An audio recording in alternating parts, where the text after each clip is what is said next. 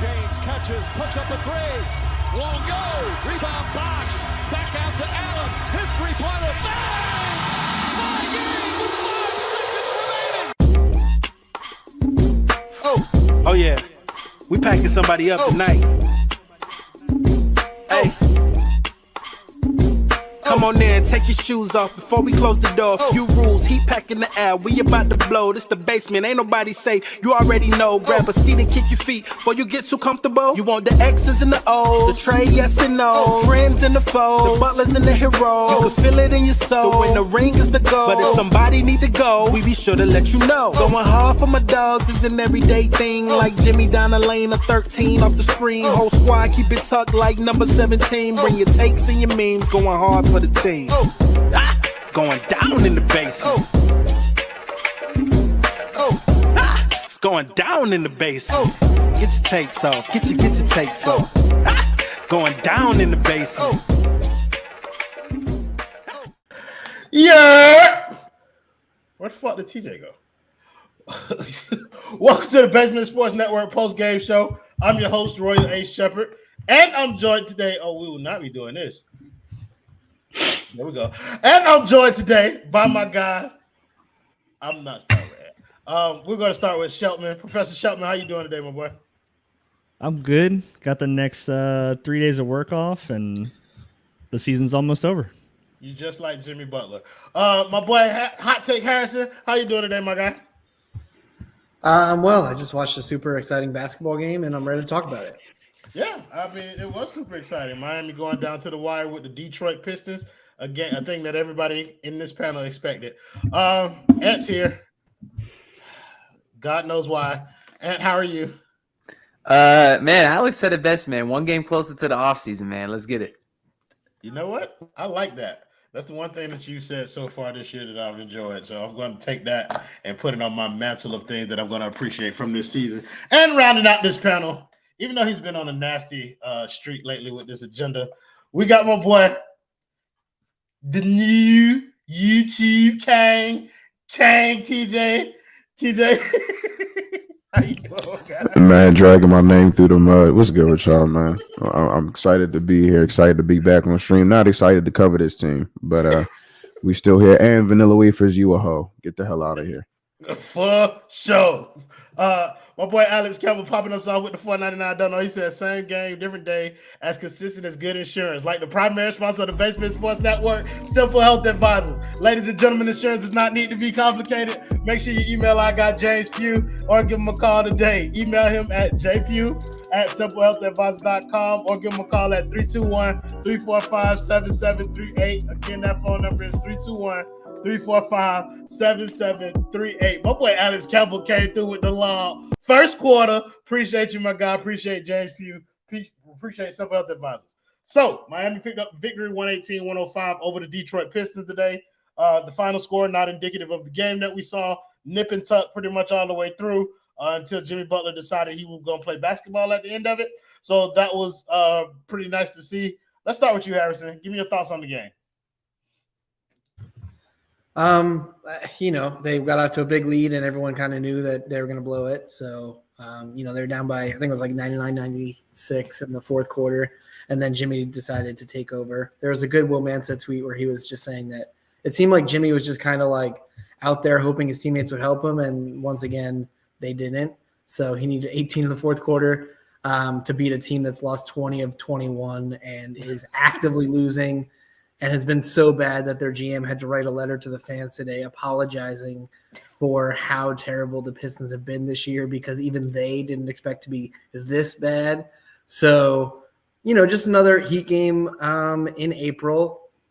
This team is what it is. I guess it's good. They'll clinch that 7th seed soon and we'll all enjoy some play-in basketball. So that's what we've all been wanting this year. That's what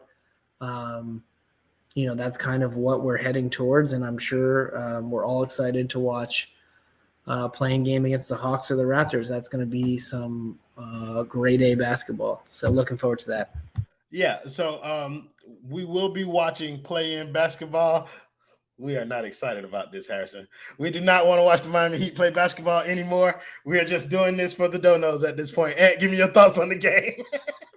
Yeah, so this Heat team, they're pretty consistent, right? We go against these bad teams, and they either consistently lose to these teams or they're consistently in a dogfight from these teams, and they need special performances from Gabe, Vincent, Jimmy Butler, fourth quarter masterclass, right? So it's a bit ironic that today I'm going to be doing this, but what do you get when you have consistency? Well, you always say, Royal, consistency is key. Shout out to our guy, Dan the Film Jet, of course. Consistency is key.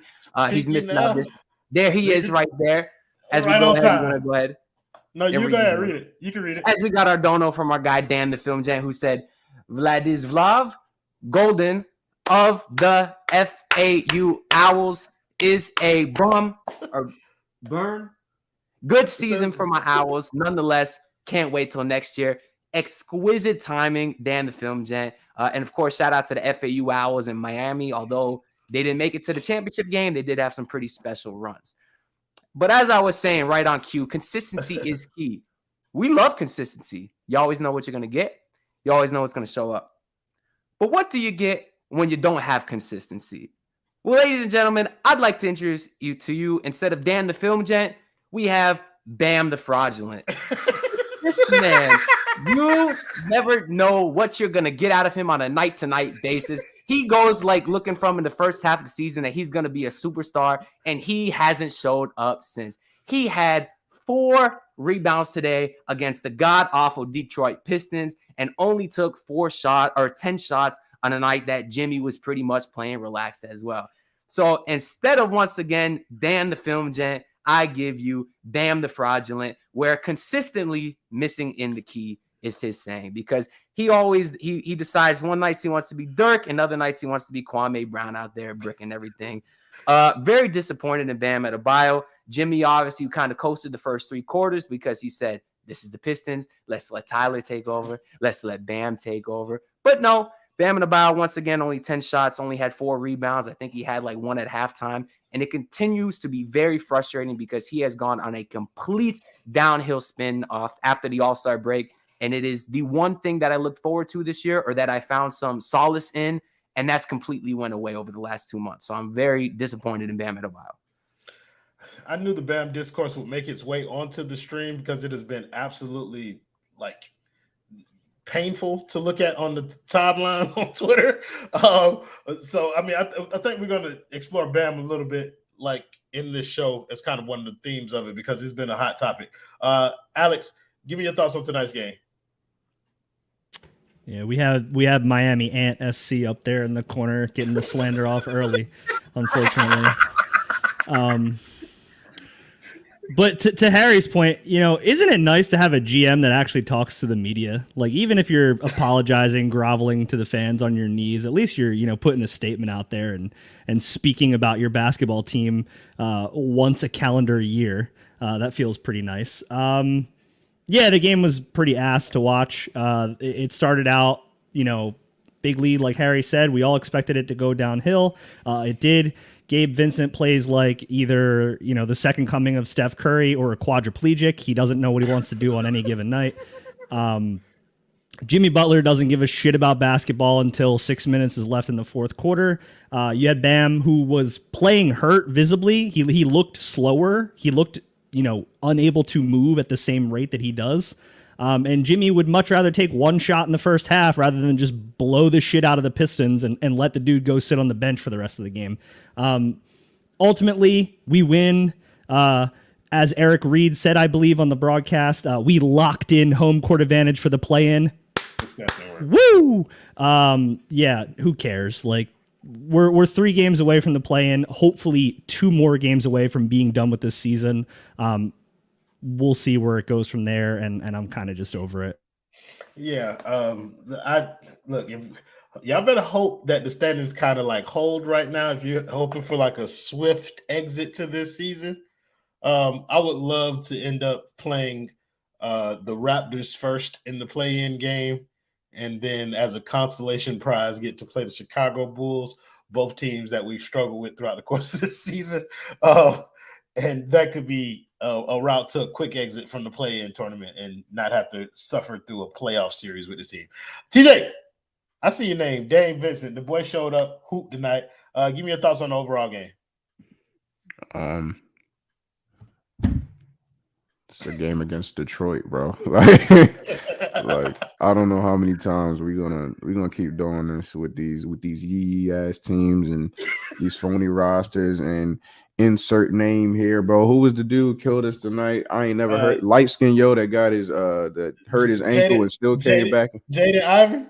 No. He cool. It was another dude, light skin who got hurt. Livers? Yeah, brother Livers. That boy had like 15 in the first half. Like, bruh, I don't know, man. I'm tired of this team, dog. Can't wait till the season's end. Jimmy decided he wanted to be Jimmy with 6 minutes left. In the first half, bro didn't want to do anything. You know, Bam Adebayo, he's fed up with the season. He just like me. He all in my bag. He tired. He tired. He don't want to shoot. He don't want to defend. There was an entire first quarter that went past and Bam barely touched the basketball. Like, he's fed up, bro. Like, I don't know, man. Gabe Vincent was your leading scorer. Tyler Herro was doing off-ball things and then decided he wanted to do on-ball things. I don't know, bro. I don't know. I'm tired, man. I don't know how else to put it. I'm tired. I hear that, bro, because I'm more out too with this team, bro. And I think we should just get into it with the Bam conversation because at one point in this game, it was like midway through the second quarter, and Bam wasn't in foul trouble or nothing, but Caleb Martin had played more minutes than Bam because he just wasn't there. And that's been the case far too often throughout the course of this season. So, Harrison, I'm going to toss this to you. What is it with Bam? I know, like, you can just go off of whether or not you want to talk about the conversations that have been happening on Twitter, what he's been going through as of late, his struggles, however you want to take this conversation. Where have you been on Bam these past couple of days, weeks, and so on and so forth? Well, Ann kind of stole my thunder a little bit because I've been calling him milk carton because he's been missing in action. I just have no idea where he's been since the All-Star break. I'm not sure if he's just Bam the fraudulent as well. I mean, I'm not as negative about him because he really did have a great first half of the season. I'm just not exactly sure what changed. I mean, we could talk about, him being tired of carrying the team or the switch to Jimmy, which seems to always play a role. They don't tend to play well together, or both of them don't play well at the same time is kind of what ends up happening in a lot of these games. So I think these things are all factors. You combine that with the team around them not being very good. And, it just has been a disappointing second half for Bam. I think it's going to cost him all NBA, which is really unfortunate because it looked like that was something that he kind of had on lock in the first half. And I think what people are worried about with Bam, the things that they were nervous about in the postseason and what they saw was just like he's okay taking a back seat kind of whenever it seems like he can take that opportunity. And that's not what you want out of your superstar, out of your star, however you classify him. So I think people are just kind of worried about his performance. It doesn't really matter if it's related to, maybe it is related to this hip injury he's going through. Maybe there's other stuff going on, but you kind of want him to be able to get back to the guy that he was in the first half. Maybe that happens in a postseason series, but Ant's right that the consistency is an issue. And it's hard to listen. He's a young guy. I think what a lot of fans do is they compare him to Jimmy Butler, which is tough. Jimmy's 8 years older than Bam, right? You're talking about a guy who's had a lot more experience, and you see that Jimmy knows he can turn it on when he wants to. That's a luxury that Jimmy has that not a lot of players are very good at. Bam can't do that. And in these games where he has 4 rebounds or something like that, it's just kind of obvious he's either not motivated or maybe he's not feeling that well, and they need to fix that. So if he's injured, and this team, I believe they're like 1 game away, whether it's a Heat win or a Raptors or a Hawks loss, from clinching this play-in to being the 7th seed or getting the home game. Just rest these guys. These 3 games don't matter at all. Nothing that happens is going to matter. I don't care if they play the Sixers well. None of that shit matters. So let these guys rest for 3 games. Hope that they can put something together and win a couple games and maybe turn it around. But the problem is it doesn't matter now. They're not going to beat the Celtics in a 7-game series. I've been saying the whole season that's a really bad matchup for the Heat. I know other people are thinking like, oh yeah, we can do it. They don't know what they're doing. Heat fandom is a drug, man. It's a problem. When you hear people talk about this team and like, oh, we just need Max to like hit a couple shots. The only thing I want to say, Roy, I know I'm going a little bit off topic here. Like everything we've been preaching in the basement has happened this season. Like we said from the very beginning, they needed a 4. Here we are. Max is starting in a game at the end of the season. Why? They just pulled this. They just pulled this one out their ass, Harrison. Yeah. Like we got a new starting lineup tonight with fucking 4 or 5 games left in the season. We all kind of agree that Caleb's better off the bench. We don't know what we're getting from Love. He has to be off the bench, and his minutes should be limited. And then where's Zeller tonight? I know that's like not a huge deal, but like he's coming off a very big game. Everyone's afraid of dudes in face masks. I don't know why. It's just people are afraid of people wearing face masks. And he played well. Bam's hurt. Why isn't he playing? I get that Spo's experimenting and he feels like he can, and he probably doesn't care about this season either. But with Bam nicked up, give me more Zeller minutes. Cut the Love minutes. He's not doing anything well. And you can't start. Are we really going to start Strus against the Celtics? Or I'm nervous. To be honest, Harry, and I'll throw this to Ant. I think they're going to start Strus solely to give Jimmy and Bam more space to operate. Like they're starting Strus, they're starting Gabe, they're starting Tyler out there around Bam and Jimmy. They're starting the shooters, I guess. That's literally all you're shooting on the team. That's all of your shooting on the That's team. all you got.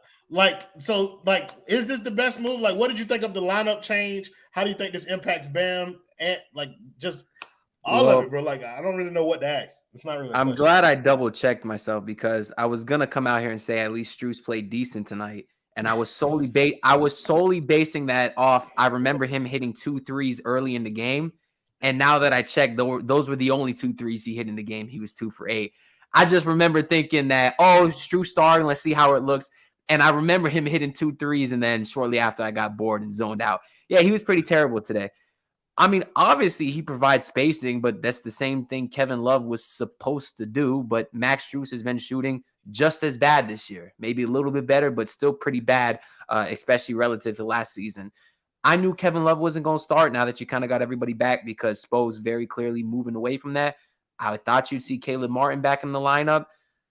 That didn't work well either. So I guess Spo was just throwing stuff out there and seeing what sticks. But I had a friend hit me up today and he said, what is this lineup that Spo's running? And I just put like a little asterisk and I said, what is this roster that Pat Riley's putting out there? Because what do you want Spo to do?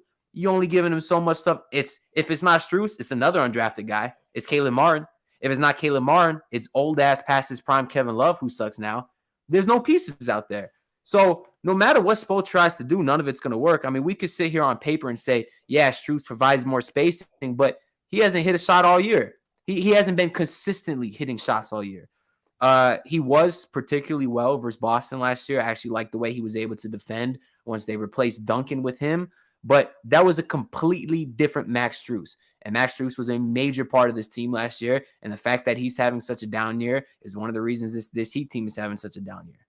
So regardless, I don't think what he puts out there is going to work. But I give him credit for trying something different because I wanted to blow my brains out watching Kevin Love trying to rotate in that defense and watching him get bodied by smaller guys on the other team. It was the most frustrating thing. At least I see it. At least I see less of it now. So that's a plus. So Alex, I heard Harrison and kind of both go to the whole Kevin Love and no Cody Zeller thing. Spo trimmed the rotation down to 8 people tonight, and essentially went with Kevin Love as the backup big. If Spo's going to play 8 people, is this the 8 that you anticipate playing, which is the starting 5 plus Kyle, which Martin do we have? Caleb, and Kevin Love. Is that yeah, Bradford? That's tough. I gotta default probably go to no. I feel like Cody Zeller has to get some sort of minutes, right? Does he replace Kevin Love? Because you can't put Kevin Love. If you're not going to start Kevin Love, he can't be the backup 4 because Caleb is the backup 4. I feel like you have to go to a 9-person lineup and shrink Gabe's minutes a little bit and pull a little bit away from him. He had 36 minutes tonight. I don't think he needs to be playing that much ever. I think you can go bigger with a guy like Zeller. But to Harry's point, we talked about this in the group chat a little bit. It was like, you're playing the Pistons. You have the Sixers next game. Bam is coming off of an injury. Cody Zeller just had the game of his fucking substitute career. And you DMP him. It doesn't make any sense to not, at least give him 10 minutes. Get Bam off the court, let him, sit for a little bit. Maybe they didn't want him to sit for too long and he gets stiff type of thing. I don't really want to look too far into that. But ultimately, I don't think you can run an 8-man lineup with this roster. It's weird to say that too, because our 4 through 15 is maybe the worst in the league. But at the same time, if someone within that 4 through 15 is not working, you have to pivot to something else, because any given night, Max Strus is going to have a dud of a game, or Gabe is going to have a dud of a game, or Kevin Love is every single game at this point. So whether it's mixing in Oladipo for additional, defensive minutes, even if it's 8 minutes, or Cody Zeller for, rebounds, that type of thing. Dare I? Oh God, we are in hell. Dare I go to Duncan Robinson if the shooters are not shooting? This is what I'm saying, bro. This is a slippery slope that you're talking about. If you expand this rotation for one person, then you have to make that rule for pretty much everybody else on the roster. I agree with you, but we're in a predicament where it's you can't trust 8 dudes on this roster except for the first 3, and then maybe Caleb after that. You can't the first 3. Yeah, I mean that's fair. 2.5. First 2.5. Yeah, so it's you can't trust the first 2. You can trust 1. It's very easy when you're in the Heatles days of things and you have a defined rotation and your extras are like Birdman, Mike Miller, Shane Battier, Rashard Lewis, these types of guys that have carved out their place in the rotation, and it's okay, they have an off game. I'm gonna stick with them anyway because it's just an off game. But if it's Kevin Love, it's an off 3 weeks. If it's Kyle Lowry, it's an off season. He doesn't care. These people don't care about basketball anymore. So at the end of the day, you have to just you might have to go 10 deep if something's just not working. It sounds absolutely absurd to me to think that a team would go 10 deep, with their season on the line. But it feels like somewhere Miami have to go. I'm coming to you right after these donos, TJ. Want to thank Alex Campbell with the $4.99 dono. He said, Eric Reed said, lock up home court in the play-in tournament. And I nearly destroyed my TV. Bro, I've done the Shannon Sharp thing recently where I'm watching games on mute. And it's because I'm half-ass paying attention most of the time anyway. But I can't listen to Eric Reed and Crotty, for as great as I believe Eric Reed is, I can't listen to Eric Reed and Crotty anymore. I can't listen to them talk to me about this team and try and spin what I'm watching right before my very eyes. If I do the lying, Eric Reed, I do the lying. You don't lie to me. I want to thank Dan the Film Gen again with the $5 dono. Consistency is key, ladies and gentlemen. He said, Numdy dog mentality. Vincent is a stud. Not really. He said, also, I didn't know how arch nemesis he didn't know he had an arch nemesis in Bram the Fraudulent. Hey, brother, that's your Wario. Embrace that. Thank you, Alex Campbell, again with the $1.99. Don't know. He said going 10 deep with no talent. But that's the reason why you have to go 10 deep, right, TJ? Because you have no talent, you have guys like Max Strus where if he's having an off night and you need shooting, Tyler Herro's not out of rotation, so you need an additional shooter. Your choice is Duncan Robinson. That's the choice. TJ, I kind of want you to just kind of jump in on any of the conversations that we've been having. Any thoughts that you have? Yeah, that's the point that I was gonna make, bro. It's just that, Derek White is probably the Celtics six man or whatever. You got Derek White and 4 different players, so you got to play all of them. That's why the Heat got to go 10 deep, bro, because they don't have one guy who just does things well. The closest thing they got to that, coming off the bench outside of their stars, is Caleb Martin. And like Caleb Martin is fine, but he can't shoot threes. He only shoots long twos. So it's just like you got to get creative with this thing. As far as like the lineups and Kevin Love and who's playing, who's not playing, bro, like I don't know. Spo just trying stuff at this point, bro. Like he just trying stuff. Maybe we'll see like the people were calling for Haywood Highsmith. I mean, my God, people stand up. It's 3 games left. Sweet Jesus. But Spo might throw him out there. Who the hell knows? He might be starting for as far as we know in the play-in tournaments because we don't know what this team is. This will be the last post-game show of the season. You got that right, brother. But no, bro, like we don't know, bro. We don't know who the 10 is. We don't know who the 6, the 7. We don't know, bro. It's been like what this season has been all year. We don't know what the Heat are. They don't know what they are. Spo doesn't know what they are. The front office saying one thing, the players saying the other. So, bro, I don't know no more, bro. That's just the Miami Heat way. I don't know. Okay, so this is the second time that this has happened. And so what I'm going to do is I'm going to end this stream because that is my son on this picture. And I feel like it's inappropriate for any of y'all to put my child up in the comment section. Like, whoever you are, you're a fuck boy, and I don't appreciate that. That is my child, bro. I do not put my children up in this space. I don't play that shit. Real shit. Like, I don't even care about what your message say, bro. But don't put my child up on this shit.